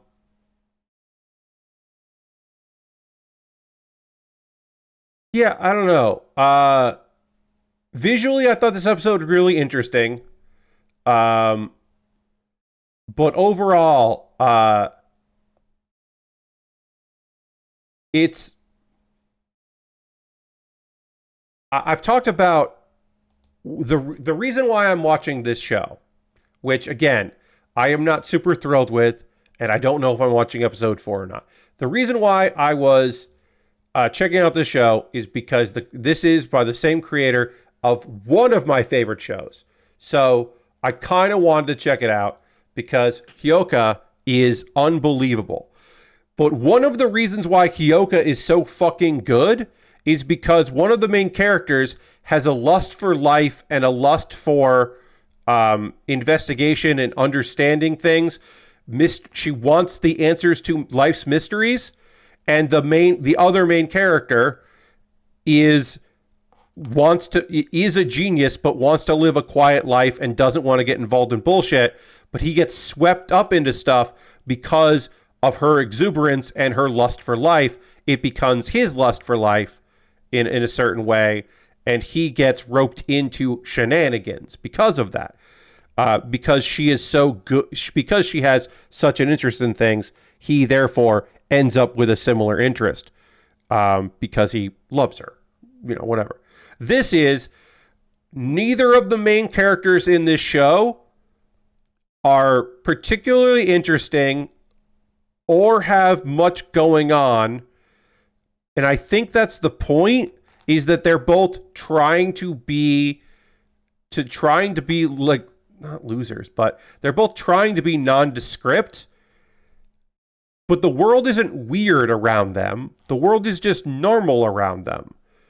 So there's nothing going on with these characters. It's just it's just a strange show where I'm like, there's no big mysteries. There's no big characters that are like to draw you in. I just don't know who it's for and why I would watch it. And so I'm really like, but it's gorgeous looking. And again, the creator of it made something else I really love. I finally got this. This fucking arm is a pain in the goddamn ass. I just struggle with this, and I did get it. I do have it done. This is one of the two arms. I will get the other arm on. So yeah, I don't know if I'm going to keep watching this show because, like, again, the major thing is I just don't know if I want to. I watched 3 of them. I don't know if this is going to become something that like really I vibe with, and I would like to vibe with it, but right now I'm not. Oh God, thank God. Okay, that one was easier. Part of the reason why I think this was so difficult was because the polycap has to go on the other side, and you have to line up the polycap just right to get it to push through, and I wasn't doing that. But I finally got this part of the arm done. And now I just need to do...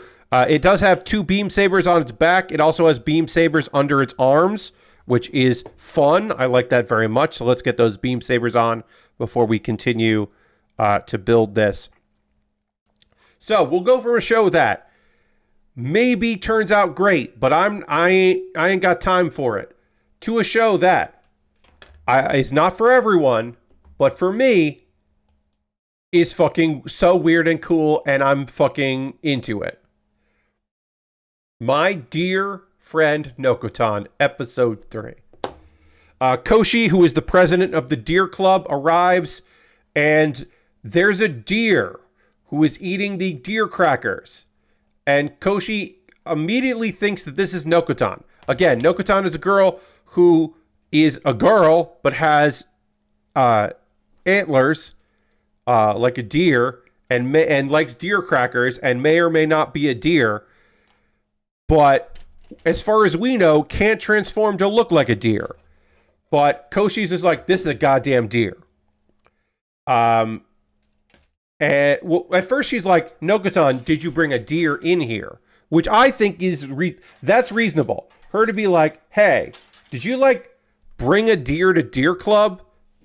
But Nokotan's not there. So then she convinced this is Nokotan. She's trying to get her to leave. The deer is not having it.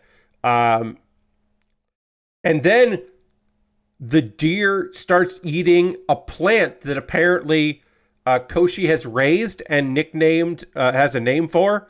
Manjaro. Starts eating Manjaro. And then Koshi's just fucking pissed off. There's the narrator lets us know that Nokotan is afraid of bottles of water. I think because Nokotan can't figure out how to work them. Anyway, so there's a bottle put down. The deer is non-pulsed by the bottled water. And that should be, again, Koshi's understanding that, like, hey, this is not a person. This is a goddamn real deer. Anyway, Koshi still thinks it's Nokotan, takes out her notebook of embarrassing things, and is like, hey, if you turn back to human form, I will read some stuff from here. And to entice her, she starts doing a song and dance. And then Nokotan just shows up. And that's the realization Koshi has that, hey, that's a real fucking deer this whole time. Apparently, Nokotan cannot turn into a deer that we know of, but can communicate with this deer. This deer escaped the local zoo and saw the deer crackers and was interested. Nokotan wants to see the rest of the song. Then the deer leaves, and more time has passed. That was not the full episode. The full episode was not, let's deal with this fucking deer. Nope, that deer's gone. We're now in Koshi's third year of high school. Koshi and Nokotan return to the club. They run into a girl named Basame. Basame wants to become Nokotan's apprentice, and Koshi, I don't know why, but Koshi is not happy with that. And then we get a flashback of why this girl would want to would like be interested in Nokotan. Basame was lying on the ground, and she was very hungry. And apparently Nokotan handed her a deer cracker, and would not tell her Nokotan's name. And Basame wants to be like Nokotan. And Nokotan's like, well, are you willing to become a deer? Which, again, is a weird thing to say, but Basame says, yes, I'll become a deer. Again, a weird thing to say, because this show is weird. All right, so this is where the beam saber goes. It pops out. That's fucking cool. We can panel line this whole thing once I include this part there. Right, let me see. Yes, we're going to move on to other parts of the arm here. So while we're doing other parts of the before we do other parts of the arm, let's panel line this while I tell you more about this episode. Nokotan explains the Basame wants to become a deer. There's a bunch of things she's got to do. And then we have not seen Anko in a bit. So we cut to Anko, who has graduated from middle school. And now she's attending the same school as Koshi, which is great. She's gonna, she's entering the school. This was, again, before all these events. It's part of the flashback.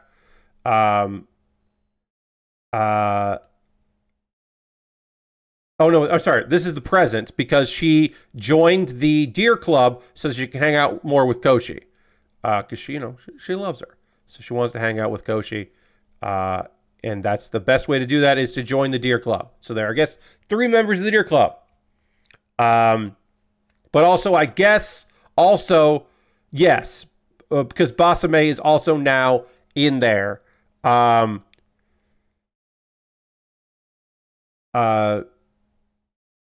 when Anko arrives, there is a weird misunderstanding of Koshi and Anko, or sorry, Basame and Koshi, and a misunderstanding happens. Oh no, the drama.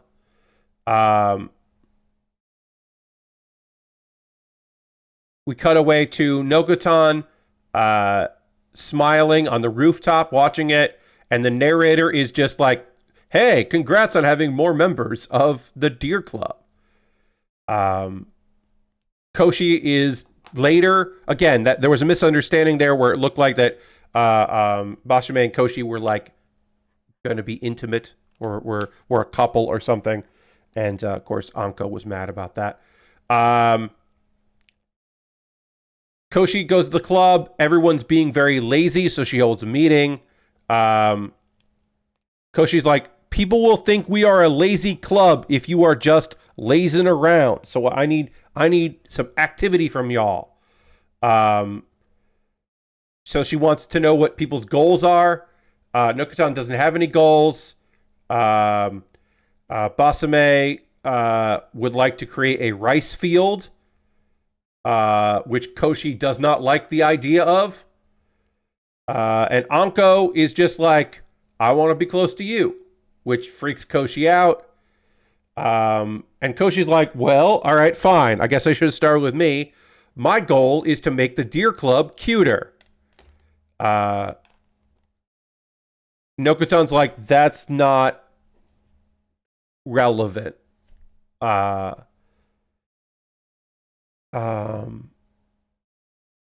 tells Koshi they should focus on Nokotan and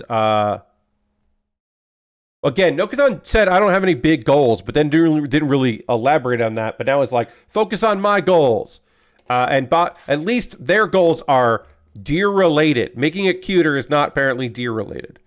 The Deer Club's apparently. So we finally find out what the fucking Deer Club is about, which is a thing we did not know previously.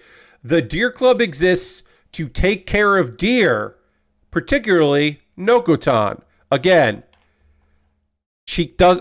We don't believe that she can transform into a deer, but she is a deer. And then Nokotan, for whatever reason, gives it. Koshi was the one that started this meeting, but then Nokotan was like, "Hey, if things don't improve, I will quit the club." That again, because this is a bunch of silly bullshit. A reminder that this club exists because Nokotan made it and then forced Koshi, like basically badgered Koshi into becoming the leader of this club, becoming the president of this club. And now she's like, you got to shape up or I'm out of here. The club that I created to benefit me. Which that made me laugh a lot. Nokotan and Koshi, Nokotan shows Koshi, basically convinces Koshi to brush Nokotan.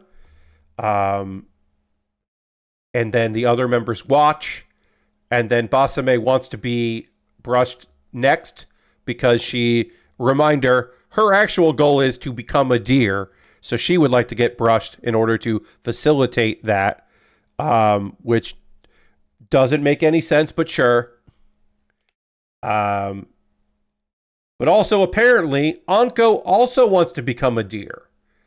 But that's because she's jealous. She doesn't actually want to become a deer. She's just jealous of what's happening here. So she's like, I also want to be a deer. And then Anko's like, I should be brushed more. And they just start goofing. And from a window, we see 3 girls that we don't know who are observing them. And that group is watching Anko, Nokotan, the other girls, like goofing around and being weird and silly. And we don't know who they are and what will happen next. So this episode wasn't as fucking weird as previous episodes, but it was still weird. It's still weird and good, and I really like it. Um, uh, Koshi's dance was like, so I can't take credit for this. I saw online someone suggest that Koshi's dance was a reference to Tobey Maguire's dance in Spider-Man 3, and I can't unsee it. I did not come up with that. I saw someone say that, and I was like, yeah, that's pretty much what's going on. It's real good. Um, Now, if Anko is a deal breaker for you, I understand, because I think that is a joke in the show. I think one of the recurring gags in the show is this girl and being a siscon for her older sister. And I think that can be a deal breaker for some people, and I get it. Anko doesn't fucking bother me too much, especially as we're adding more characters. That could change because we're only 3 episodes in. I could see myself eventually being like, ugh, I'm sick of this fucking girl and her goddamn weird bullshit. Like, I could see myself eventually getting annoyed with that character. But right now, I'm not like pissed off about it. But I could see myself getting there. Right now, I'm still enjoying the show and meeting it where it is. But I could see myself eventually being like, all right, the Anko is just a deal breaker. Right now, it is not. Are these girls another group? Do they have history with a member in there? Do they just like not like deer? Are they like some other rival animal club? Are they deer in disguise as humans? I don't know. We'll find out more in the next episode. I'm going to keep watching this because I really do genuinely enjoy it. It is just weird. And it's fun. And it's just a strange show that I'm enjoying. So I look forward to the next episode. What I want to hear from you, friends, as we get close to wrapping up the show, the stream tonight, is what are you watching? What are you playing? What are you into? We'll hang out for a couple minutes here. There's not a lot of you here tonight, which is okay. That happens, but if anybody wants to throw a comment into the chat window there and let me know what you're up to or into, I always like hearing from you about that stuff. So feel free to let me know what you got going on, because I do like to hear it. I will say that I finished the 2 free bonus jobs for Power Wash Simulator. I had finished the one of them, but I had not finished the aquarium. Now I have finished the aquarium. That's done. The aquarium, surprise, surprise, is real good looking.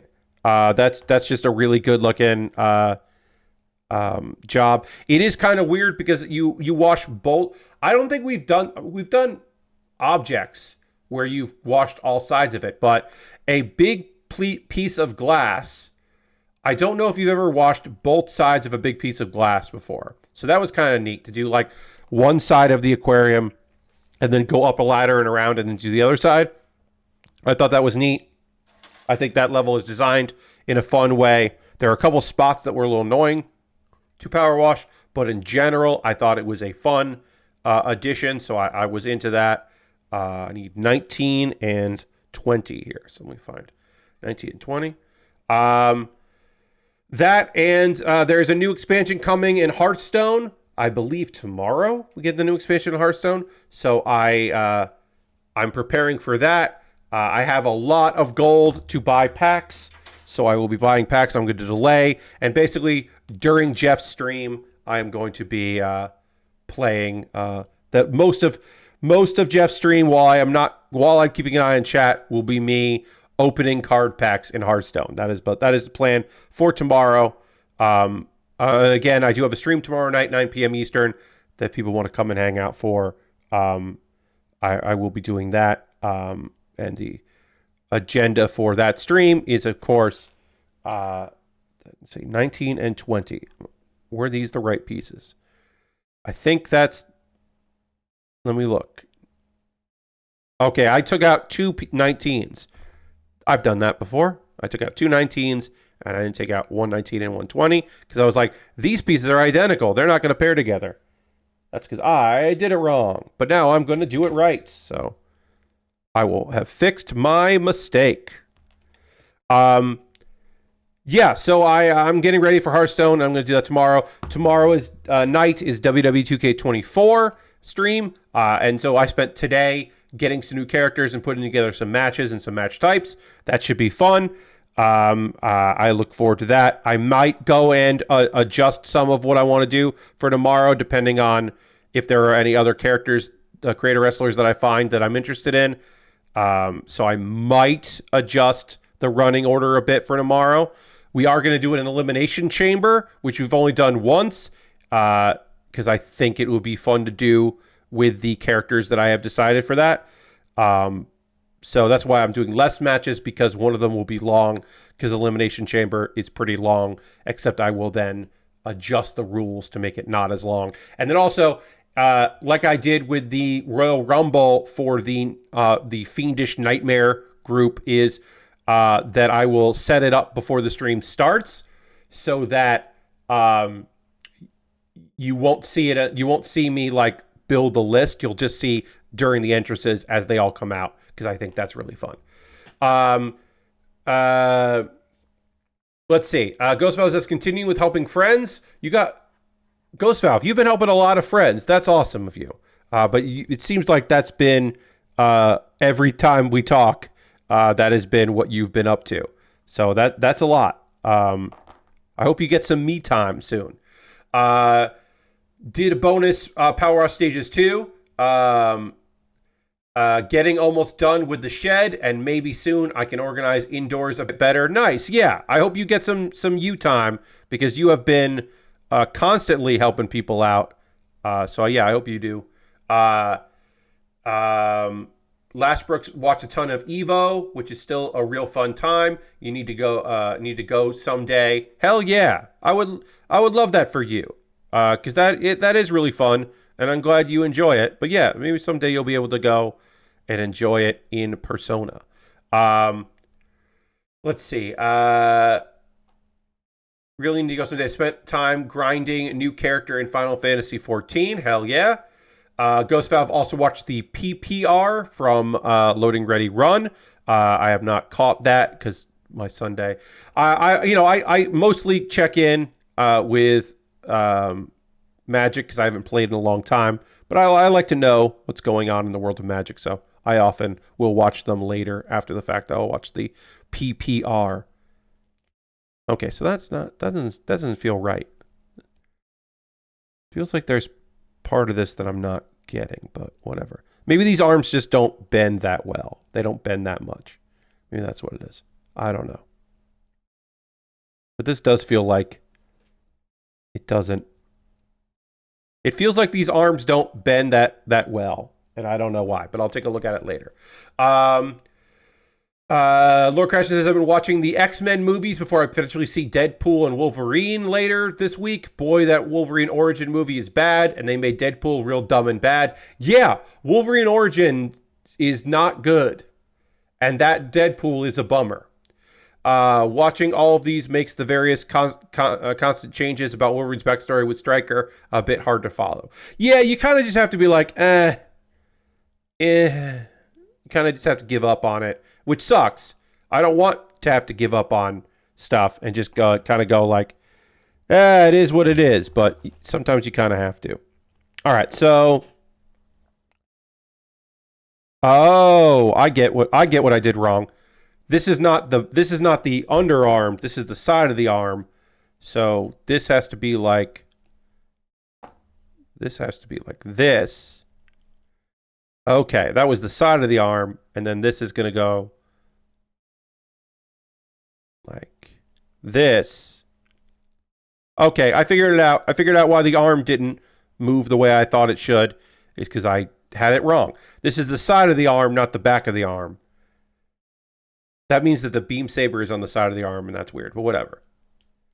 Okay, we finished a whole arm. We'll finish the other arm. Today we did a head and most of the arms, but we'll wrap up the other arm and do the hands next stream. Actually, you know what? Let's do all but that now, because we do have all these pieces together, so we can do that. Let's do the other one. I'm not in a rush. I don't remember how this goes like that. I said, let's just do this because like we'll get it done. And then I like stumble and stare at it for a while. Real cool, Pat. Doing a great job. All right, so goes like this. This looks like that.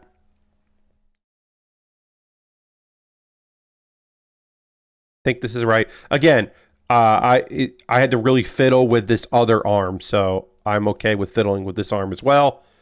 I am all right with that. Okay, so if this is like this, then this has to go like that. The arms can move. Yep, and then this goes like that. Great. This arm came together a lot easier because I did it once, so I was able to figure it out. And then there's one piece I need to put on here. Not the one piece. It's A10. And then we'll do the hands first thing on Thursday stream. We'll get the hands together. Lord Crescent, I was listening to one of the recent Nextlander podcasts where Brad hijacks the intro to talk about people on Reddit raw dogging flights, aka not using any entertainment options or sleeping on flights. That is a weird thing some people do. Yes, one, calling it raw dogging is bad. That's not what that word means. I know words change their meanings, but like also like I would say you should come up with a name that sounds cooler for your quote unquote badass thing where you like just sit in silence and stare straight ahead and you don't do anything. You should come up with a better term for the thing you think is cool than raw dogging, which means a different thing. I don't want raw dogging to mean this, is what I'm saying. That it should mean something else. Anyway, yeah, that's a weird behavior. Have I sometimes had my headphones like die on a plane or break on a plane? Yes. Then you just take out your laptop and you just like read stuff or whatever. Or watch videos silently if you can't have your headphones on. Whatever. You do whatever you can. I have on flights, one time on a flight, my bag, they last minute grabbed it and they put it in the front of the plane so I couldn't reach up and grab stuff from it. So I didn't have my laptop. I didn't have an iPad then. So I just played solitaire on my phone while listening to podcasts for like 3 hours. And I survived. I just played solitaire, and then some of that I did think I slept, but since I couldn't sleep, I went back to just playing solitaire on my phone. You do what you gotta do. Yes, Lord Crashington. Both those things are reasonable to be like. Of course, this thing exists, and of course, Brad found out about it. So Thursday stream will be continuing to work on this model kit. Tomorrow's stream, a reminder. Starting at 9 p.m. Eastern, I will be doing some fun stuff in the world of WWE 2K24. We're going to be running some stuff. I said I've got some new Nightmare characters for you to enjoy in a elimination chamber, because that is a format that I've only run once before. So we'll do that with Nightmare characters and see how that goes. And then there'll be some other stuff. There'll be Post Malone. Find out how hard WWE worked on a Post Malone DLC character. The answer may fucking surprise you. So we'll check that out. It's going to be a good time. Please come by tomorrow starting at 9 p.m. Eastern. For that, we are going to raid Mary Kish. She's back to streaming on Mondays. It's Mary Monday. We got to go hang out with Mary. Come along on this raid. She's playing a game called ETE with accent marks on it. So I don't know how to pronounce that. So we'll let her do it when she says what she's playing. Feel free to come along on the stream. Come back tomorrow for fun CPU versus CPU matches in WWE 2K24. And I'll see you on the next one. Goodbye, everybody. Goodbye, goodbye, goodbye, goodbye, goodbye, goodbye, goodbye.